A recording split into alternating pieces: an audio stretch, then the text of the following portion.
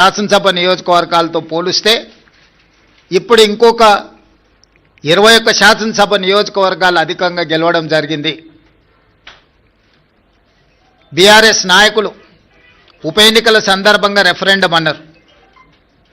వాస్తవంగా పట్టణ ప్రాంతంలో ఉన్న 26 శాసనసభ నియోజకవర్గాలలో జనరల్ ఎలక్షన్లో మేము ఒక్క సీటు కూడా సాధించలే. కానీ జరిగిన 2 ఉప ఎన్నికలు హైదరాబాద్ మహానగర పరిధిలో జరగడంతో ఆ 2 నియోజకవర్గాలలో కూడా ఈ 26 మహానగర పరిధిలో ఉన్న శాసనసభ నియోజకవర్గాలలో ఉప ఎన్నికలు జరిగిన 2 శాసనసభ నియోజకవర్గాలలో ప్రజలు తీర్పిచ్చారు.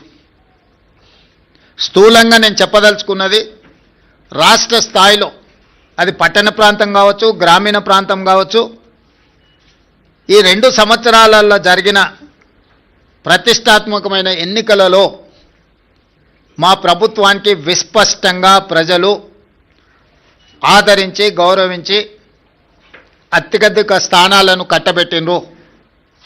దీనికి ప్రధానమైన కారణం పేదలకు మేము అందించిన రేషన్ కార్డులు, పేదలకు మేము అందించిన సన్నబియ్యం, రైతులకు మేము మాఫీ చేసిన రుణమాఫీ, రైతు భరోసా, బోనస్ 500, పండించిన వరి ధాన్యాన్ని మొత్తాన్ని కొనడం, ప్రతి పేదవాడికి 200 యూనిట్ల ఉచిత కరెంట్, మహిళలకు ఆర్టీసీలో ఉచిత బస్సు ప్రయాణం, 500 రూపాయలకే సిలిండర్ ఇవ్వడం, 27,000 కోట్ల రూపాయలు మహిళలకు 0 వడ్డీతో రుణాలు ఏర్పాటు చేయడం, ప్రతి విషయంలో 4.5 లక్షల ఇందిరమ్మ ఇండ్లు పేదల ఆత్మగౌరవం కోసం వాళ్ళకి ఇండ్ల కేటాయించడం. ఇదే కాకుండా దీర్ఘకాలికంగా ఒక సంక్షోభాన్ని సృష్టించిన మాదిగ ఉపకులాల వర్గీకరణను పరిష్కరించడం, 100 సంవత్సరాల నుంచి జటిలంగా మారిన కులగణనను నిర్వహించడం, 61,000 ప్రభుత్వ ఉద్యోగ నియామకాలు చేపట్టడం,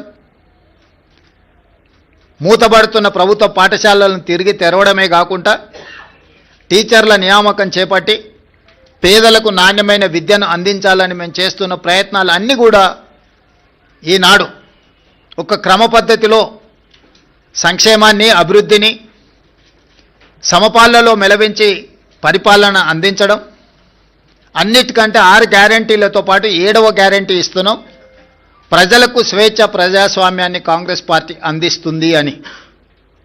ఈ 2 సంవత్సరాలలో ఎక్కడ కూడా ప్రజల్ని నిర్బంధించాలన్న ఆలోచన కానీ, ప్రతిపక్షాల మీద కక్ష సాధింపు చర్యలకు పాల్పడడం కానీ మా ప్రభుత్వం చేయలేదు.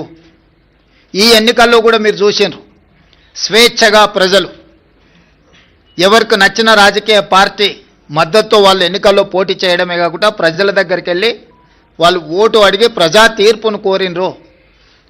ప్రజలకు కూడా స్వేచ్ఛగా తీర్పునిచ్చే అవకాశాన్ని మా యంత్రాంగము, ప్రభుత్వము, పార్టీ అన్ని రకాలుగా